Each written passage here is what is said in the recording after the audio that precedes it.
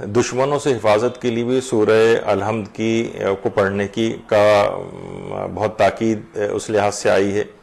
اور ایک باقاعدہ ایک عمل ہے جو آیت اللہ آقائے محی الدین کمیلیہ خراسانی نے بیان کیا۔ ان کی کتاب بہت اچھی ہے، نجات بخش گرفتاران۔ اس کے اندر انہوں نے اس عمل کو لکھا ہے کہ یہ عمل دشمنوں سے نجات کے لیے اور ہر مقصد میں کامیابی کے لیے۔ دیکھیے، ہر مقصد میں کامیابی، مثلا امتحانات ہو رہے ہیں، یہ بھی ایک مقصد میں کامیابی کے لوگ عملیات پوچھتے ہیں۔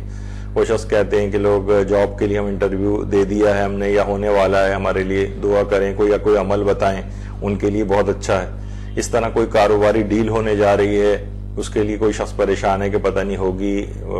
فائدہ مند یا نہیں، یا یہ ڈیل ہو پاتی ہے یا نہیں، یعنی ہر مقصد میں کامیابی کے لیے۔ رشتہ کوئی آ رہا ہے اس میں کامیابی کے لیے، اور اس طرح سے بہت سارے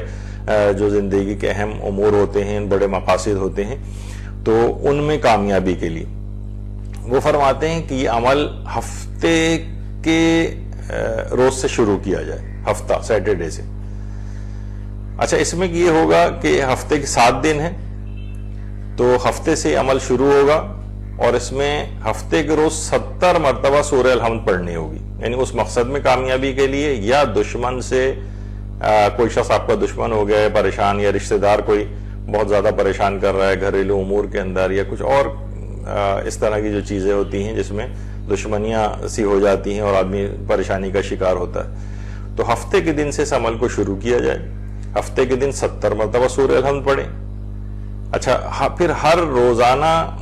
10 سورہ الحمد کم کرتے جائیں، یعنی ہفتے کے دن 70 مرتبہ سورہ الحمد،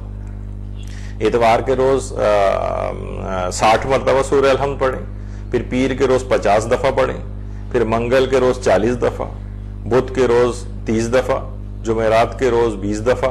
اور جمعے کو 10 مرتبہ۔ اور بہتر ہے کہ یہ عمل، بہتر ہے، ضروری نہیں ہے کسی بھی وقت پڑھی جا سکتی، لیکن بہتر ہے یہ عمل نماز پڑھنے کے بعد ہو، کوئی سی بھی نماز جو آپ نے اپنے لیے آسانی، جس میں آپ کے پاس وقت ہوتا ہے، ہفتے کے دن سے شروع کریں، اور ہفتے کو 70 دفعہ اور 10 کم کرتے جائیں، یہاں تک کہ جمعے کے روز 10 مرتبہ اس سورہ الحمد کو پڑھا جائے گا۔ پھر جس مقصد کے لیے بھی آپ نے وہ پڑھی، انشاءاللہ اس مقصد کے اندر ضرور کامیابی ہوگی۔ یہ بڑا تجربہ شدہ ہے، اور آقائے محی الدین کمیلیہ خراسانی نے اپنی کتاب نجات بخش گرفتاران کے اندر اس کو لکھا ہے۔